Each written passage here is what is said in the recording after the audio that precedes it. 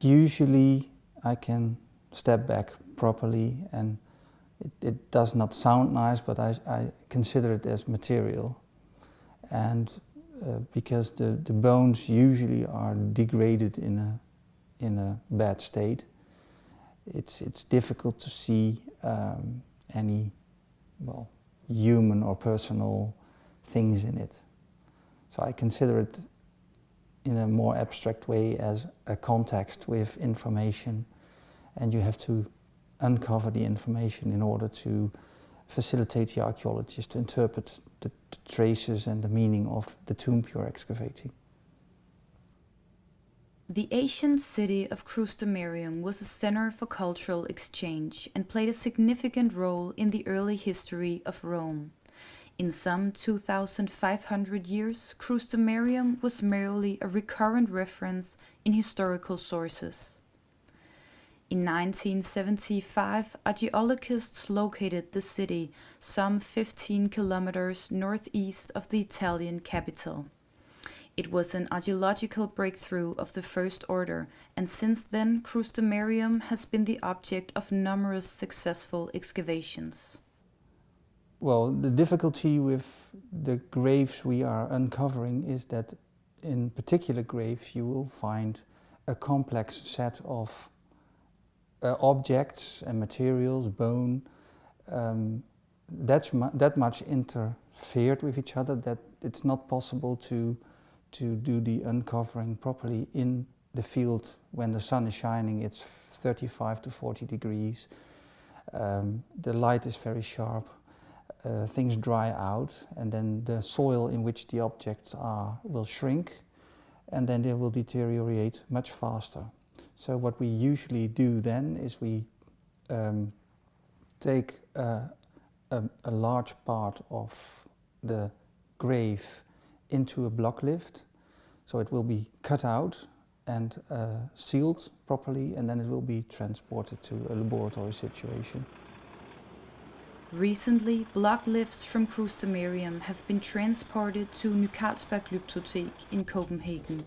Here, restorers will work on micro-excavations of the block lifts in an open workshop, showing us part of the process that takes objects from being archaeological finds to becoming artifacts for an exhibition. A lot of tombs were robbed, and once you rob them, you take away part of the archaeological information. Very important to understand what was going on there. And well, that's a very important aspect of why we should excavate at least part of the tombs. Another part is, but that's not that severe anymore, ploughing and erosion have influence on the preservation of the materials, the bones and the objects in situ. So that threatens the state of conservation as well, but not that much as the grave robbers do. So, yeah, and of course we have a scientific question on Crustumerium, what has happened there, and why did it disappear, and what can we find again on the people living there, what were they doing, which contacts did they have with the neighboring tribes, etc., etc. So it's a mix of arguments, aspects to why we are working there. Maybe in the first place it looks like treasure digging, because you can look at it that way, but if you look at it from a point of view of academic research, archaeological research, then it's not just picking an object from the soil, but you have to look very carefully whether there are traces, or whether there is information that could add something to the meaning or the interpretation of the object you are working on. So we do not only look at the object itself, but also on traces that might broaden the interpretation possibilities of the object. Once you have experienced this uncovering of a tomb, and then another one and another one, then it becomes a kind of normal, so to speak, and you get adapted that you're working with deceased people.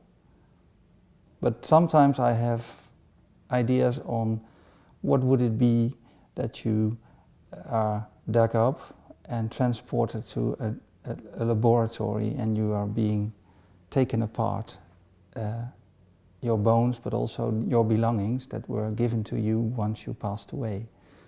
And because we also worked on these block lifts in our university laboratory in Groningen, I sometimes had a feeling that the person on my table was taken away from home and should be returned home.